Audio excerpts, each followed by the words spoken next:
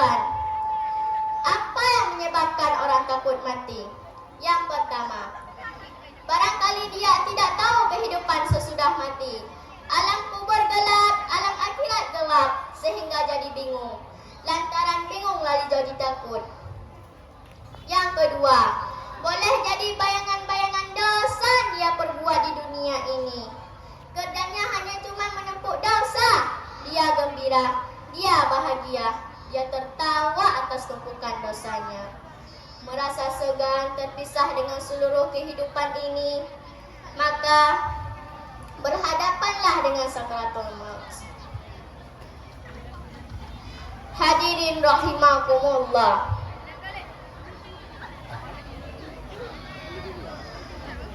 Persoalan, hadirin rahimakumullah. Sungguh yang benar tetaplah benar, yang salah tetaplah salah. Para hadirin yang saya hormati, setiap hari, setiap malam kita terlena dalam keasikan dunia. Kita sibuk dengan urusan isi perut, pakaian dan perhiasan. Terkadang sampai kita lupa bahwa hidup kita ada yang mengincar. Bahkan Allah Subhanahu wa taala menjelaskan, kullu nafsin dha'iqatul maut. Artinya, tiap-tiap yang bernyawa pasti akan merasakan mati. Maka hidup dunia ini hanya tempat kita sementara untuk menuntut. Bahkan Allah Subhanahu wa taala berfirman dalam Al-Qur'an, surat An-Nisa ayat 78. A'udzu billahi minasyaitonir rajim. Bismillahirrahmanirrahim. Aynama takunu yudrikumul maut walau kuntu fi burujin musyayyadah. Yang artinya, di mana saja kamu berada, kematian akan mendapatkan kamu. Sekalipun kamu di atas benteng tinggi lagi kokoh. Nah, bagaimana mau datang menjemput kita? Bila datang dia, malaikat mencabut nyawa. Siapa nama malaikat mencabut nyawa? Malaikat Israel namanya. Hendak mengambil roh kita dalam suasana macam itu. Maka di akhir kehidupan, berhadapan dengan sakaratul maut, terbagilah manusia dalam dua golongan besar. Yang pertama, orang yang sakaratul maut dengan husnul khatimah, baik di akhirnya. Adapun yang kedua, orang yang sakaratul maut mendapatkan su'ul khatimah, jelek di penghabisannya. Persoalan jadi orang kaya, jadi pejabat tinggi negara, itu belum tentu. Tapi persoalan kematian itu pasti. Siapapun dia dan setinggi apapun derajat yang dipikul, maka oleh wajar-wajarlah kita berusaha jangan sampai kita melupakan tujuan hidup semula. Dengan mengabdikan diri kepada Allah Subhanahu wa taala. Boleh jadi orang kaya dan boleh juga jadi pejabat tinggi negara. Tapi jangan lupa bersujud kepada Allah Subhanahu wa taala. Dengan mendirikan salat 5 waktu, taat kepada guru dan orang tua, berbuat baiklah kepada sesama. Maka demikian yang kita perbuat, berbahagialah di dunia maupun di akhirat kelak. Adapun sebaliknya kata yang kita perbuat, misalnya tidak mau mendirikan salat 5 waktu, tidak taat kepada guru dan orang tua, maka di tengah-tengah kehidupan masyarakat hanya menjadi ulat. Maka tunggulah kebinasaan kita dan kesengsaraan kita, ia di dunia maupun di akhirat kelak. Bahkan Allah Subhanahu wa taala berfirman dalam Al-Qur'an, surat Al-Isra ayat 7. A'udzu billahi minasyaitonir rajim.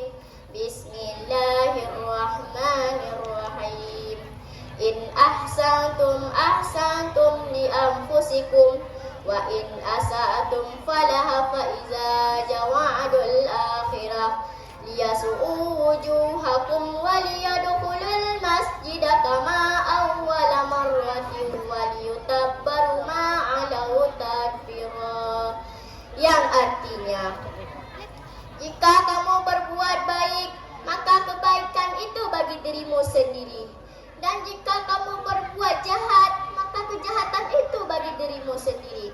Dan apabila datang saat hukuman yang kedua, maka kami datangkan orang-orang untuk menyuramkan muka-muka kamu. Mereka masuk ke masjid sebagaimana musuh-musuhmu telah memasukinya pada kali pertama. Maka hidup di dunia ini jangan kita sia-siakan diri kita, karena di dunia ini hanya tempat sementara kita menuntut, hanya tempat sementara kita mencari ilmu, karena ilmu itu penting waktu kita mati. Bahkan ada sebuah lagu yang saya ingin sampaikan. Apa itu lagu? Lagu yang berjudul tentang kematian. Para hadirin yang saya hormati,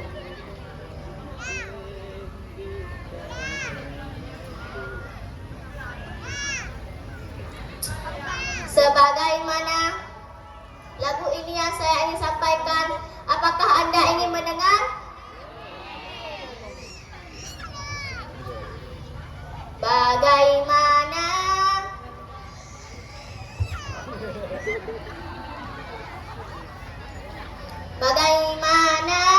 Bagaimana kita hidup di dunia ini, maka mencarilah ilmu untuk kita tuntut.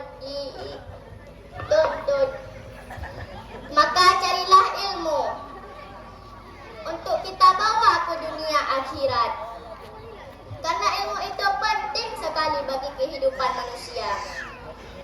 Ilmu itu membawa kepada akhirat, bukan membawa kepada di dunia. Maka jangan sia-siakan diri kita. Bahkan kita hidup di dunia ini, jangan kita ejek-ejekkan orang, jangan kita bilang-bilangkan orang.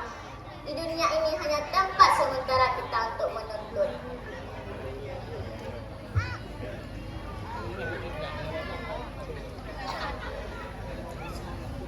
Jangan sampai lupa kita bertobat kepada Allah Subhanahu wa Ta'ala.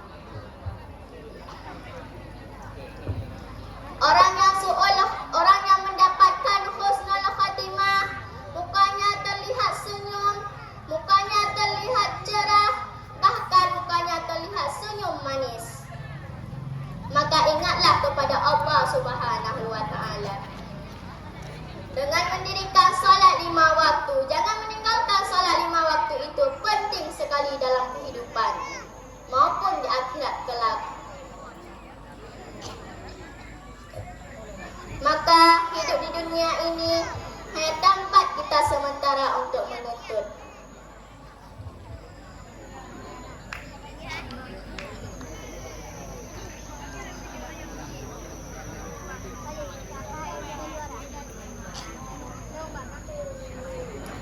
Sebagaimana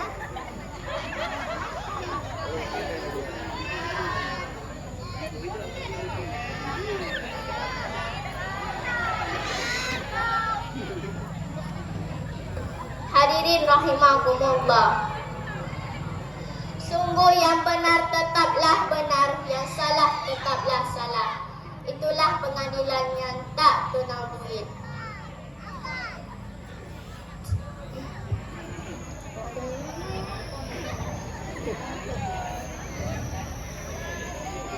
Bagaimanakah merasa lengkap hidup di dunia? Jangan sia-sia. Bila ada yang ingin bertanya, apa itu mati? Apa itu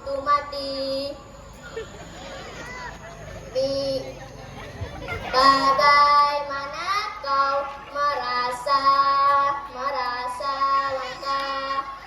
Jangan merayu, janganlah menangis. Di dunia ini hanya tempat sementara kita untuk mencari ilmu. Adapun hanya di sini saya sampaikan, kurang atau lebih mohon dimaafkan. Adapun kesimpulan dari pidato singkat saya, kematian adalah merupakan peristiwa yang pasti terjadi kepada manusia. Maka hanya cukup di sini saya sampaikan, kurang atau lebih mohon dimaafkan. Yang benar dari Allah, yang salah dari pribadi saya sendiri. Yang benar tolong dimanfaatkan, yang salah tolong dibuang saja. Akhir kata,